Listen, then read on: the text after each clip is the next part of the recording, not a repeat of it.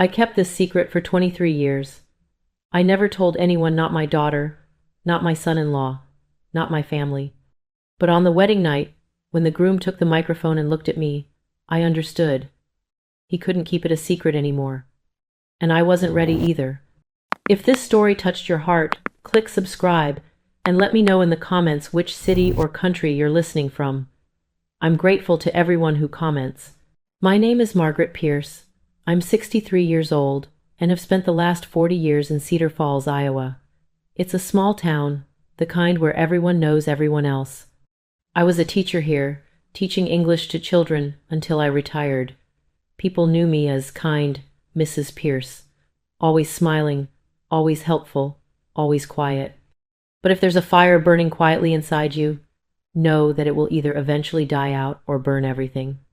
My son Daniel and his wife Jessica came to see me at the beginning of last month. They are a young couple married for 3 years. Daniel is my only son. After my husband Thomas died of a heart attack 10 years ago, Daniel was the only man in my life. I loved him so much that when he married Jessica, I accepted everything for his happiness. Jessica, Jessica. With her bright blue eyes, straight blonde hair, and perfect teeth, she was the epitome of American beauty. But there was always a condescending look in her eyes, even when she spoke to me, as if I were an invisible servant. "Mom," Daniel said that day, cupping his hands together. "We have a favor to ask of you." "Of course, dear. Whatever you want," I said, as usual. Jessica interrupted. "We're going to Newport Beach for a week. Daniel's company is holding a conference. Can you take care of the house? You know, collect the mail, water the flowers. And look after Muffin," Daniel added. Muffin was their golden retriever. "Of course," I said immediately. "No problem." Jessica smiled. It was one of those fake smiles. "You're wonderful, Margaret. We knew we could count on you." When I moved into their house outside Cedar Falls, in a neighborhood with large lots, everything was in its place. Modern, minimalist, sterile. Jessica's house was like a characterless magazine cover. The first day passed normally. I walked Muffin, watered the garden, collected the mail. In the evening, I opened the wine Jessica had left and sat in the living room. I turned on the TV and started watching an old movie. Then I noticed it. On the shelf in the corner, behind the plant, a small red light was blinking. When I went closer to look, my heart stopped. It was a camera, a home security camera. Imagine being in your own home and thinking someone is watching you. How would you feel in that moment? At first, I tried to find a logical explanation. Maybe it was to deter thieves. Maybe they had forgotten about it. But then I went to the kitchen and saw another one there. There were cameras in every room except the bathroom, and none of them were turned off. I couldn't sleep that night. I lay in bed, staring at the ceiling, because there was a camera in the bedroom too. They had put me in the guest room, but the camera was there, next to the nightlight, silently recording. The next morning, while preparing breakfast, I called Daniel. "Honey," I said, trying to keep my voice calm, "the cameras are still on. Do you want me to turn them off?" There was a silence on the phone. Then Jessica's voice came from behind. "Who are you talking to?" "My mom," Daniel said. Then he turned to me. "Mom, forget about the cameras. They need to stay on for security. Don't worry, it's just the recording system working." "But Mom, please," he said, his voice hardening slightly. "Everything's under control. Relax. You like wine, don't you?" He hung up the phone. At that moment my stomach churned. This was a test. They were testing me. But why? On the third day, I couldn't take it anymore. Daniel had a study in his house. Unlike Jessica, Daniel was a tech lover. There were computers, tablets, and lots of cables there. The camera system's hub was also there. My hands were shaking when I opened the door. I knew I was doing something wrong, but the doubt inside me couldn't be silenced. I sat down in front of the monitor. A password was required. I tried a few times. Daniel's birthday. No. Jessica's. No. Then I tried their wedding date. Access granted. The screen lit up. A folder system opened. It said, "Records, March 2025. They were records from a few weeks ago. I opened a file with curiosity. The screen showed Jessica and Daniel sitting in the living room. They were talking. "Your mom is really a docile person," Jessica said, bringing her coffee cup to her lips. "She'll do whatever you tell her." Daniel laughed. "Yeah, she always has been. It got worse after my dad died. I guess she's afraid of being alone." Jessica raised her eyebrows. "Maybe it's a good thing for us. A free babysitter when the baby comes."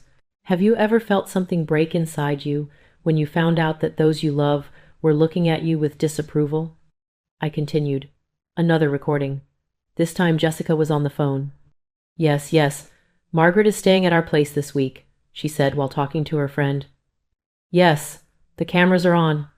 I wonder what she'll do. Will she mess up our house? Finish the wine in our fridge? I bet she'll do something. Then we'll interrogate her thoroughly." Her friend laughed. "You're mean, Jess." "No, I'm being realistic. That woman is annoyingly obedient. Sometimes I want to tease her." I turned off the screen. I couldn't breathe. My eyes were filled with tears. But I didn't cry. I felt something different inside me. Anger. Anger I had suppressed for years. Anger I thought I had forgotten. I wasn't their toy. I wasn't their nanny, their servant. I was Margaret Pierce, a woman who had taught children for 40 years, who had dedicated her life to this town. And this time, I wouldn't stay silent. That night, I finished the wine. But this time, I didn't feel guilty. On the contrary, with every sip, my plan became clearer. I got up early the next morning. I walked Muffin. I got the mail.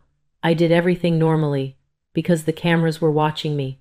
But in my mind, everything had changed. In the afternoon, I went back to the computer, this time not just to watch, but to copy. I saved all the recordings, all the moments Jessica and Daniel humiliated me, onto a USB drive. Every single second of footage. I don't know how the week passed. When Daniel and Jessica returned, they found Margaret smiling and grateful. "Mom, thank you so much," Daniel said, hugging me. Jessica came over to me. "Was everything okay? Nothing went wrong, did it?" "No, sweetie," I said, looking into her eyes. Everything was perfect. I felt very comfortable. A faint smile appeared on Jessica's face. "Great. We checked the cameras. Everything was normal anyway." "Yes," I said. Everything was normal.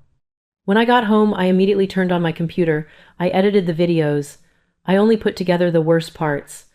The moments when Jessica humiliated me, Daniel's laughter, the plans. Then I did something. Something the old Margaret would never have done.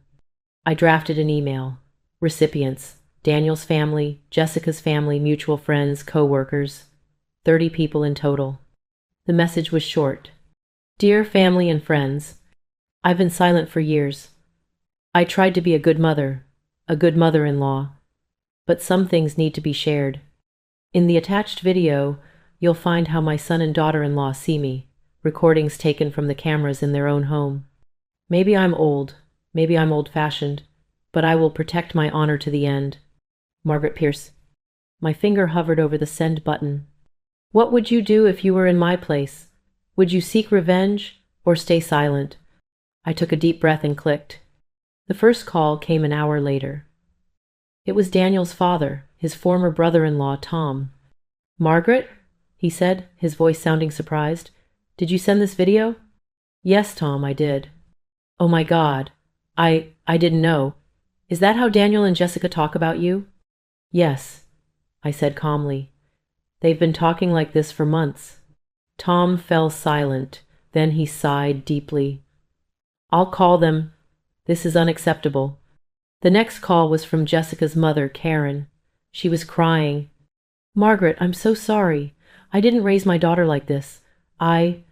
Karen," I said softly. "This isn't your fault. It's theirs."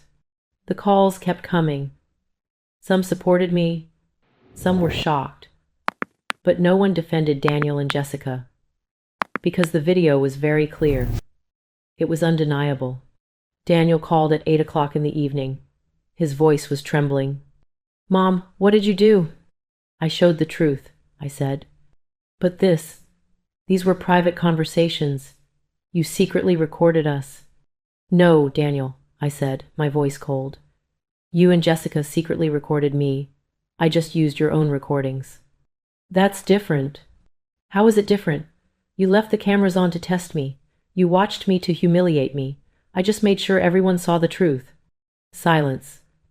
Then Jessica's voice was heard, shouting from behind. That old witch! She ruined our lives. Daniel hung up the phone. I couldn't sleep that night. But I wasn't sorry. Instead of regret, there was a sense of freedom inside me. The burden I'd carried for years had finally fallen from my shoulders. 3 weeks passed. Daniel and Jessica came to apologize. They stood at my door, both looking ashamed. Mom, Daniel said, his eyes red. I'm so sorry. What we did, it was awful. I should never have thought of you that way. Jessica bowed her head. Margaret, I don't know what to say. I'm truly sorry. You only did us good. And you tested me, I said, finishing the sentence. You saw me as something to be looked down on. Yes, Jessica said, tears streaming down her face. And we did something unforgivable for that. I looked at them. There was still anger inside me, but there was also something else. Weariness. And perhaps a very small glimmer of hope. Come in, I said. We talked a lot that day. We really talked for the first time. Jessica told me she grew up in a controlling family, always forced to be perfect. Daniel confessed how he lost himself after his father died, how he got caught up in his relationship with Jessica. Forgiving them wasn't easy, but I began to understand them. Do you think forgiveness is a weakness or a strength? Today, I still live in Cedar Falls. My relationship with Daniel and Jessica isn't what it used to be. Maybe it never will be. But now we have an honest relationship. I'm no longer being tested. I don't have to be obedient. And I'm no longer the silent Margaret. I am Margaret Pierce, a woman who protects her own honor, who hears her own voice. And that is enough for me. Forgiving was one thing, forgetting was another. Daniel and Jessica and I were reconciled, but our relationship was now like a fragile vase. It seemed solid on the surface, but the slightest tremor could shatter it. The first 2 months were relatively calm. Daniel stopped by once a week. Jessica was distant but polite. Each visit followed the same script. Obligatory hug at the door, obligatory conversation in the kitchen, then an early departure. It was as if we were all playing a game and had to follow the rules. I invited them over for Christmas. They came, bringing expensive gifts, a cashmere sweater, a box of imported chocolates, designer candle sets. Everything was perfectly wrapped, as if they had carefully packaged their feelings too. They were polite, courteous, but there was always a hint of doubt in their eyes. I had told them I forgave them, but had I truly forgiven them? Or had I just grown tired and given up? Have you ever given someone a second chance and regretted it every day? Cedar Falls winters were harsh. Snowstorms held the town captive throughout January and February. I mostly stayed home, read books, watched TV, thought about my former students. Sometimes I called Daniel, but our conversations were superficial. How are you, Mom? I'm fine, sweetie. You? We're fine. Work is busy. I understand. How's Jessica? She's fine too. She says hi. And then silence. That strange, heavy silence. Daniel used to share everything with me. Now he sounded like he was talking to a stranger. It was late March. Spring had begun in Cedar Falls. The trees were budding. The snow was melting. I was working in the garden one morning when my phone rang. It was Daniel. Mom, he said. His voice had an odd tone. Tense, worried, maybe a little scared. Yes, sweetie, what's wrong? I need to talk to you. Come over if you want, any time. No, we need to talk in person. Can you come now? Here, to the house. A sense of unease washed over me. There was urgency in Daniel's voice, a hint of panic. Is something wrong? Please come, Mom. I really need you.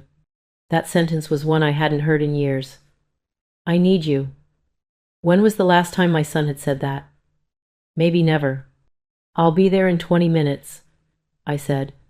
I changed my clothes, grabbed my keys, and jumped in the car. 1,000 scenarios ran through my mind on the way there. Had there been an accident? Was someone sick? Had they been fired? Or were they getting divorced? 23 minutes later, I'd waited too long at the traffic lights. I was in front of their house. Even in spring, the house still had that sterile showroom look. Perfect lawn, perfect flowers, perfect driveway. Everything was perfect, but soulless. Daniel opened the door. His face was pale, with dark circles under his eyes. His hair was disheveled, as if he had been pulling at it for hours. "Mom," he said, out of breath. "Come inside." "Daniel, what's going on?" He didn't answer. He just walked inside. We went into the living room.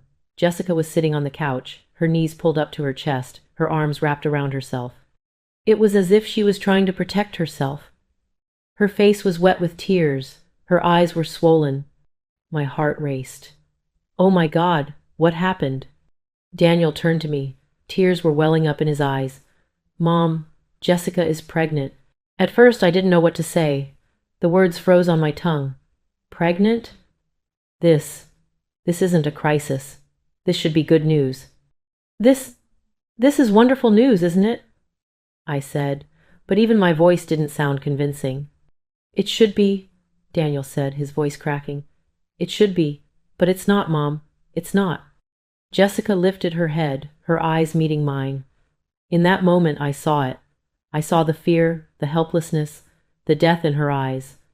"Margaret," she said, her voice a whisper, I might be sick." My knees trembled. I sat down on the edge of the chair. "What do you mean, I might be sick?" Daniel sat down, burying his head in his hands. When he spoke, his voice was mechanical, as if he were reading a report.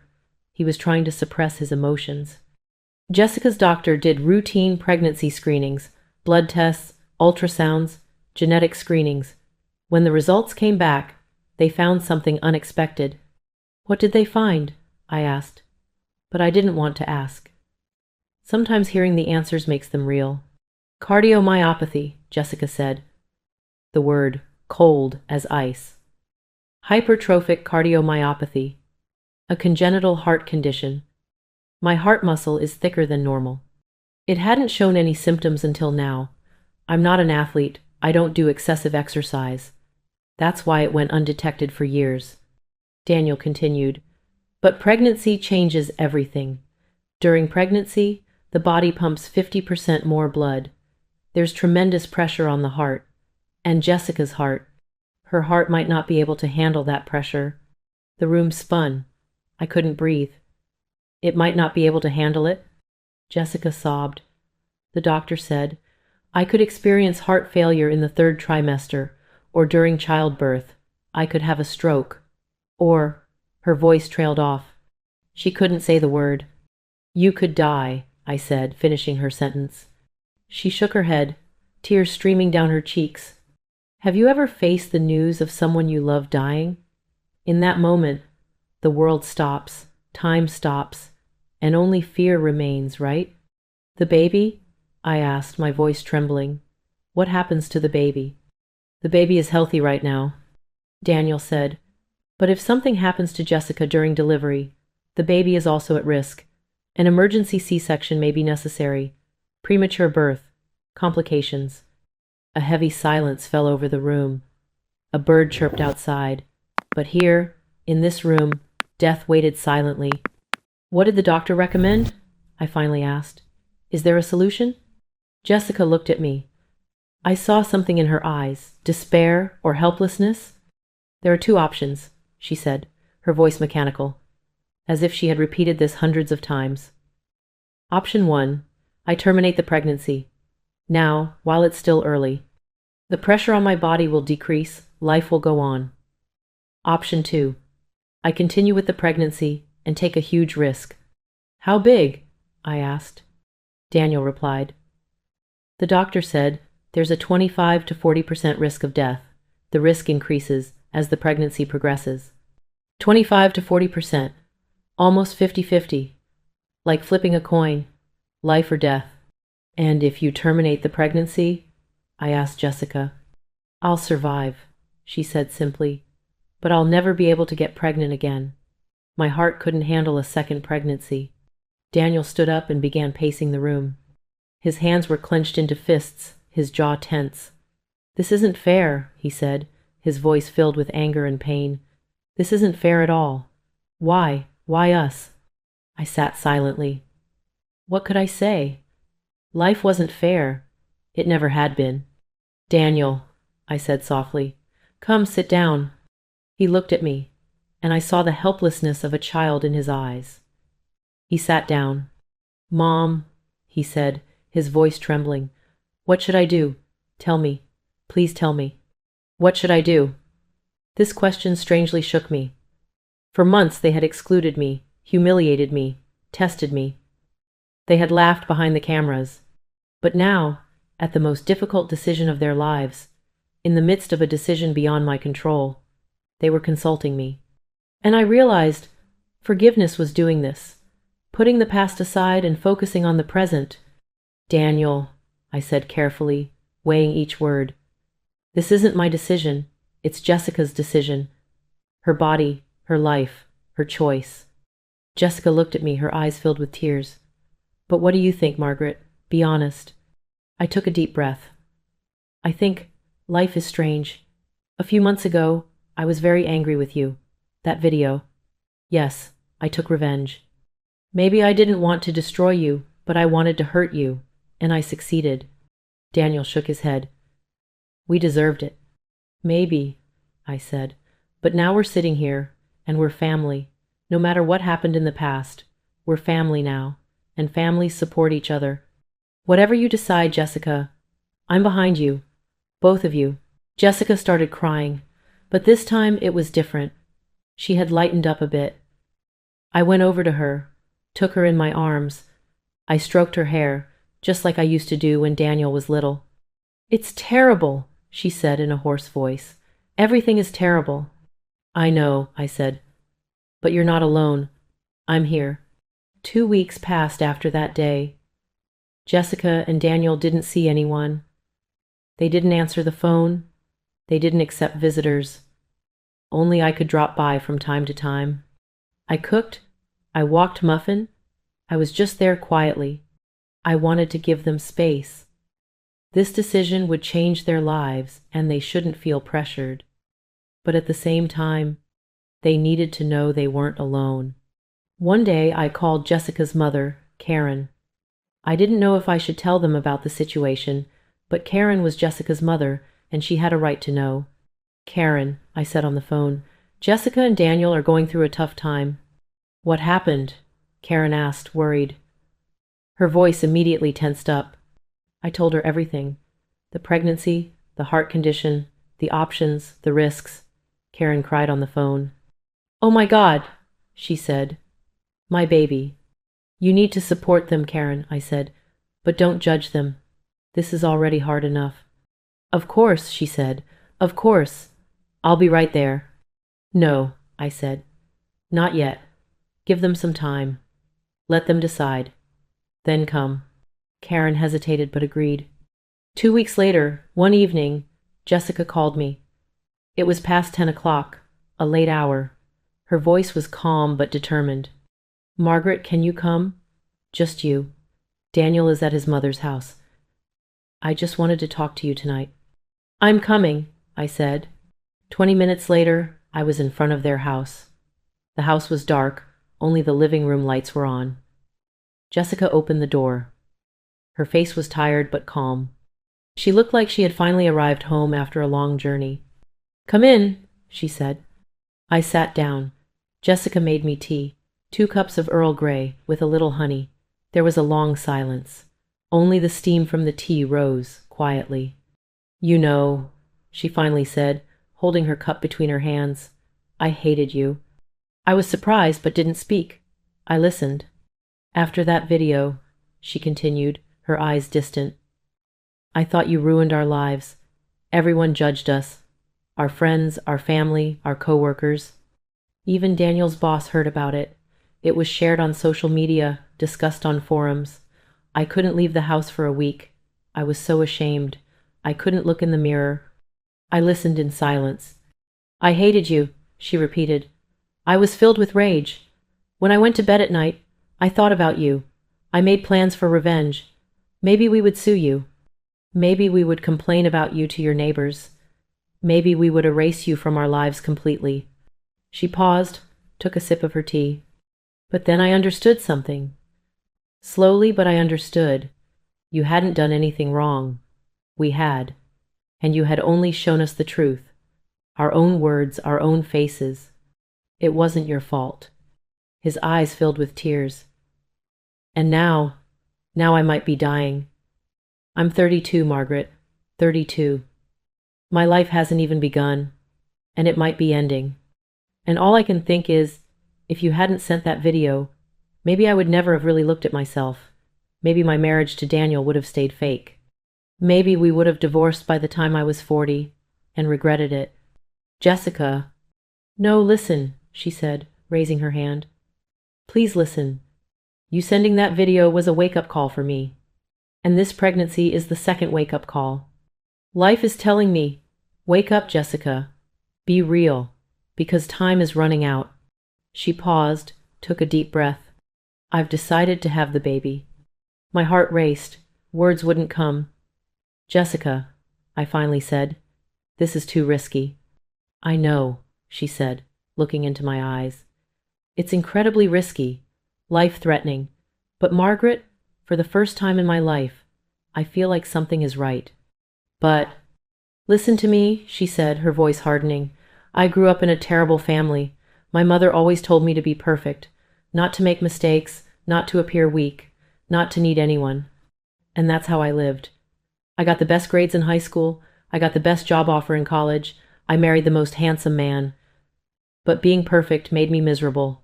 I was empty inside. Always. He took my hand. His hands were cold.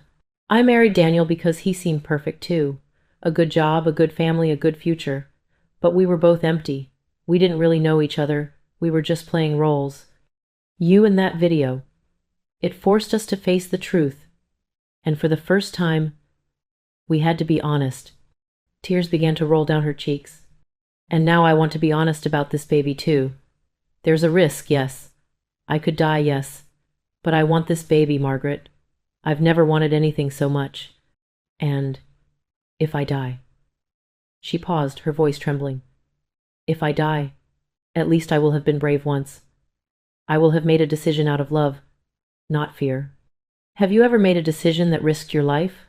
I cried. My tears flowed silently. I hugged Jessica tightly. You're an incredible woman, I said, and you'll be an amazing mother. If I survive, she said. You will live, I said. I didn't know, but I had to say it. Sometimes, hope is truly the only thing we need. That night, Jessica and I talked until dawn. We talked for the first time, just two women, sharing their fears and hopes, the past, the future, life, death, motherhood, courage. When Daniel came home in the morning, he found us in the kitchen, making coffee, laughing. He was surprised. What's going on? He asked. Jessica smiled. I've decided, Daniel. We're having the baby. Daniel's face changed. Fear, shock, then acceptance. Are you sure? He asked. Yes, Jessica said. I've never been more sure. Daniel hugged her tightly, and he cried. My son, my strong son, cried in his arms. Jessica had doctor appointments every week during her pregnancy. There was no cardiomyopathy specialist at the small clinic in Cedar Falls, so they went to Des Moines every week. I often went with them. They were long trips, about an hour, but those trips brought us closer together. We talked in the car, sometimes about the future, sometimes about the past. Daniel remembered his childhood. Jessica remembered her family. I told them about Thomas, Daniel's father. Your father loved you very much, I said one day. He always said you didn't have to be the best. Just being happy was enough. Daniel smiled. I miss him. Me too, I said. In May, Jessica quit her job. The doctor had advised her to rest. The pressure on her heart was increasing. Stress was forbidden. Jessica protested. At first she was career-driven, but then she accepted it. "The baby is more important," she said simply. I sprang into action. I went to their house every day. I cooked meals, nutritious, healthy meals. Omega-3, folate, iron, protein. I calculated everything. Foods that would be good for Jessica's heart and the baby. I helped with household chores, laundry, dishes, the garden. I walked Muffin, and I was just there. It wasn't a task anymore. It wasn't an obligation. I was truly there because I loved them, because we had become a family, in the truest sense. Love sometimes comes in the most unexpected moments. In June, Jessica's family came. Her mother Karen, her father Robert. You remember them, conservative, strict, perfectionist people. Karen started criticizing Jessica the moment she saw her. "You've gained a lot of weight," she said, looking at Jessica's stomach. "What did the doctor say?" Jessica smiled wearily. "Mom, this is pregnancy weight. It's normal. But you should watch it. Extra weight is worse for your heart. You know your condition." Jessica's face tensed. "I know, Mom. And the house looks a bit messy. Can't you clean?" I stood in the kitchen, setting down the soup I was stirring. Something inside me snapped. Enough. Enough. I walked into the living room. "Karen," I said, my voice firm and resolute. "Jessica needs support, not criticism." Karen turned to me, her eyebrows furrowed. "Margaret, I was just—" "You what?" I asked, walking towards her. I was a short woman, but at that moment I felt like a giant. "You're her mother, and mothers support, they don't judge. Jessica is taking a life-threatening risk. She's risking everything to bring this baby into the world. And you're going to sit here and talk about weight control and house cleaning?" Robert stood up. "Margaret, calm down." "No, Robert," I said, turning to him. "You calm down. Your daughter is brave, incredibly brave. And what you need to do is embrace her, support her. Otherwise, please leave. Because there's only room in this house for love, not judgment." A freezing silence fell over the room. Karen's mouth hung open. Robert looked at me in shock. Jessica was frozen too, but in her eyes, there was gratitude. Karen scowled. "I was just worried," she said defensively. "Worry," I said, my voice softening a little. "But worry with love, Karen. Every word you say to Jessica carries weight. Use words that lift her up, not words that tear her down." Karen quietly bowed her head. It was the first time I had ever seen her silent. Perhaps it was the first time someone had told her the truth. After that day, Karen changed. Slowly, but she changed. She became softer, more understanding. She really started talking to Jessica. They talked about the past, their mistakes, their pain, and maybe for the first time, they became like mother and daughter. In July, the baby started kicking. Jessica called me, so excited. "Margaret, come right away. The baby is moving." I ran. When I arrived at their house, Jessica was smiling, tears streaming down her face. "Put your hand on it," she said. I placed my hand on her stomach, and I felt it. A little kick, then another. A tiny life was there, struggling, declaring its existence. I cried. "Amazing," I said. "A miracle." Daniel stood beside me, his eyes also filled with tears. "Mom," he said, "we'll name her after you. If it's a girl, Margaret." My throat tightened. "Daniel, you don't have to." "You deserve it," he said, without a hint of hesitation in his voice. "You gave us so much more than we deserved. You forgave us, supported us, loved us. This is our thank you. This is our love for you." That day, the three of us sat together, talking about the baby's name, the future, hopes. And for the first time, I truly felt happy. August was hot. Summers in Iowa were stifling, the humidity and heat weighing everything down. Jessica was tired, swollen, uncomfortable. She was 8 months along. Every day was a struggle. The doctor checked on her frequently. Echocardiograms, blood tests, blood pressure monitoring. Jessica's heart was strained but holding on. It was a miracle. 1 more month, the doctor said. If you can hold on for 1 more month, the baby will be at a safe level. Then we can do a C-section. Jessica nodded. I'll hold on, she said firmly. I have to hold on. But everything changed in the last week of August. The phone rang in the middle of the night. It was Daniel, his voice filled with panic. Mom, we're going to the hospital. Jessica can't breathe. She has chest pain. God, I'm so scared. Stay calm, I said, but my own hands were shaking. Which hospital? Des Moines Mercy. Please come right away. I'm on my way. I didn't have time to get dressed. I threw a coat over my pajamas, grabbed my keys, and rushed out the door. Driving alone through the streets of Cedar Falls at midnight, I could only pray. God, I said aloud, tears streaming down my face. Please do something for me. I haven't asked you for anything in years, but now I'm asking. Save Jessica. Save the baby. Save this family, please. I reached Des Moines in an hour. It normally takes 70 minutes. I broke traffic laws, exceeded the speed limit. I didn't care. When I got to the hospital, Daniel was pacing in the emergency room. His face was pale, his hair was disheveled, his eyes were bloodshot. Mom, he said when he saw me. He ran and threw himself into my arms. He was a 35-year-old man, but in that moment, he was a little boy. What's going on? I asked. They don't know yet. They took him inside. They're running tests. It could be heart failure, or a blood clot, or his voice broke, or worse. We sat. We waited. Minutes felt like hours. Karen and Robert arrived an hour later. We all sat in silence, waiting. 2 hours later, a doctor came out. She was a young woman, her face serious but calm. The Cooper family? We all jumped to our feet. Yes, Daniel said out of breath. How is Jessica? The doctor took a deep breath. The situation is getting serious. Mrs. Cooper's heart is under serious strain. There is fluid buildup in her lungs. She is showing signs of congestive heart failure.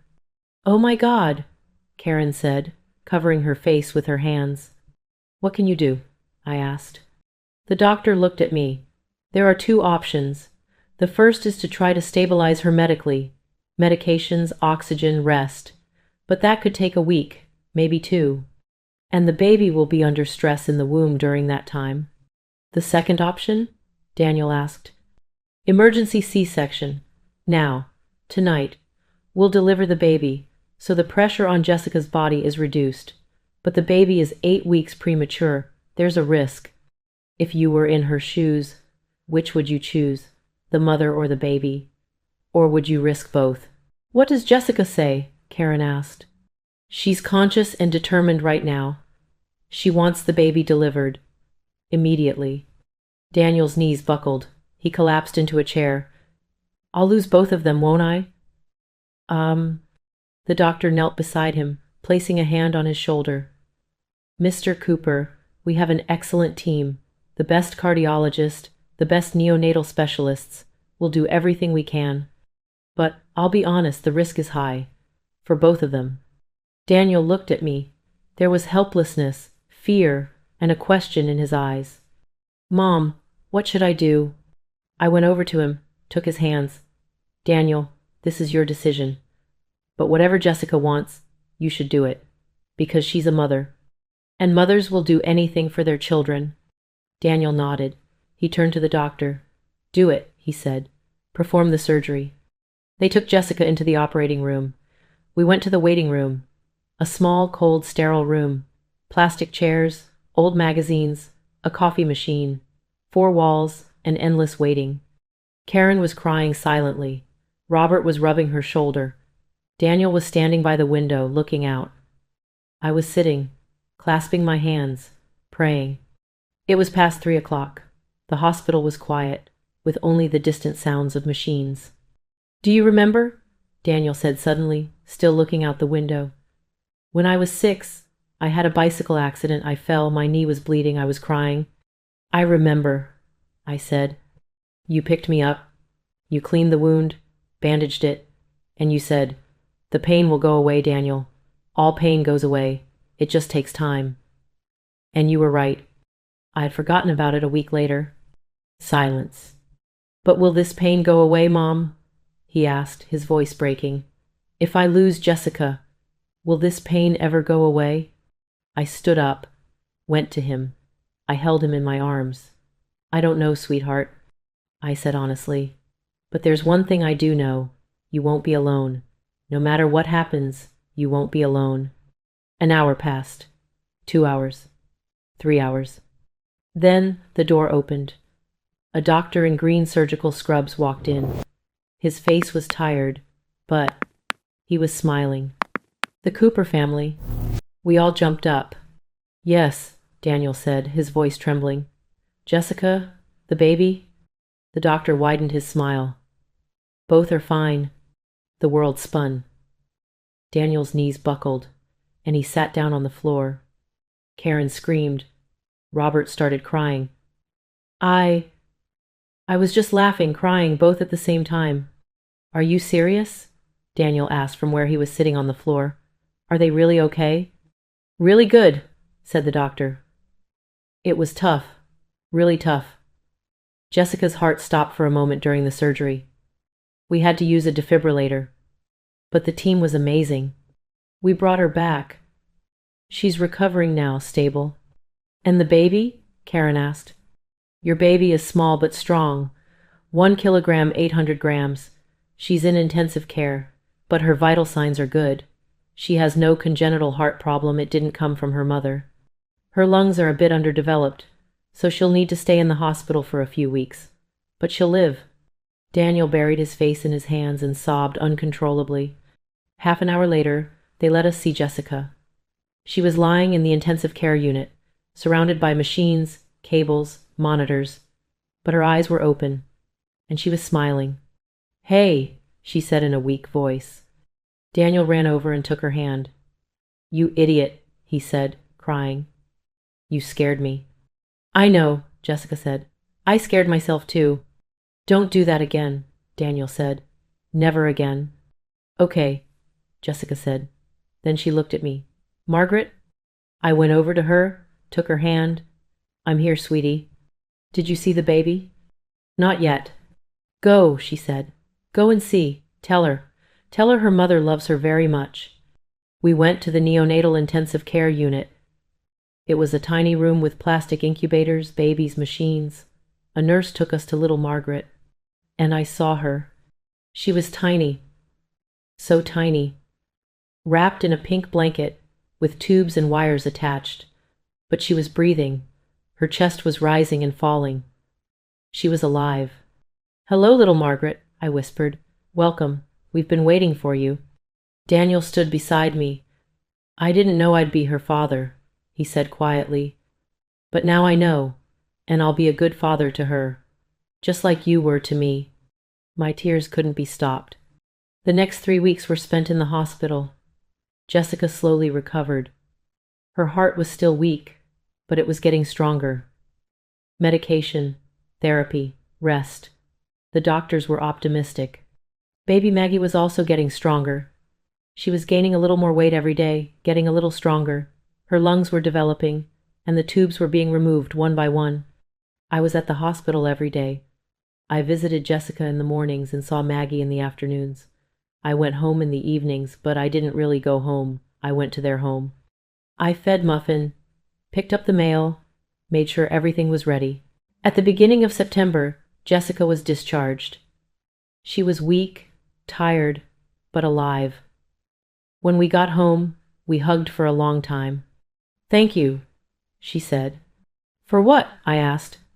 For everything, for forgiving me, for being here, for loving me. You're my daughter, I said. Not just on paper, in my heart too. 2 weeks later, Maggie was discharged too. She now weighed 2 kilograms and 300 grams, was healthy and ready. On the day she came home, we were all there. Daniel, Jessica, me, Karen, Robert. The house was full, noisy, lively. I picked Maggie up. Her tiny little hands gripped my finger. She opened her eyes, big blue eyes, and looked at me. Hello, sweetie, I said.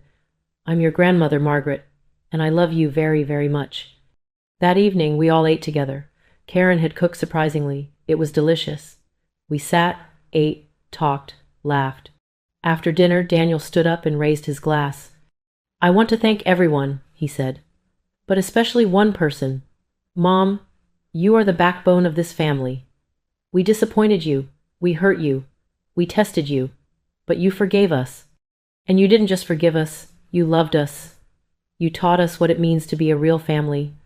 My eyes welled up.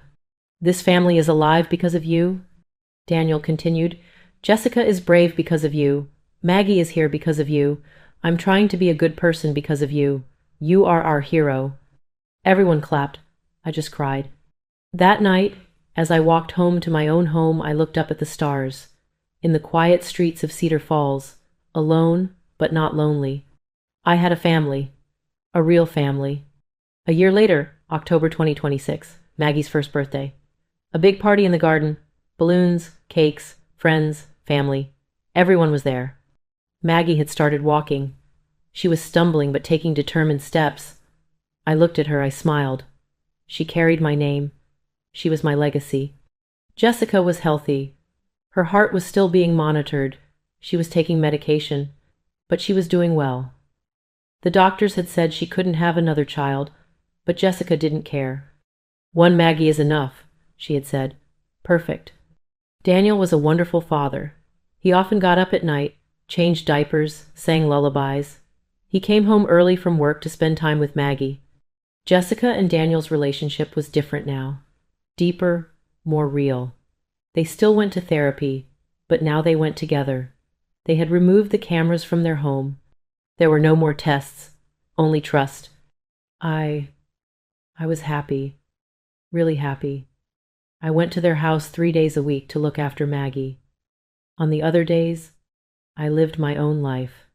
I joined a book club, started taking art classes, and met up with my old students. Life was good. After the party ended and everyone had left, Daniel, Jessica, and I sat in the garden. Maggie was sleeping in Jessica's lap.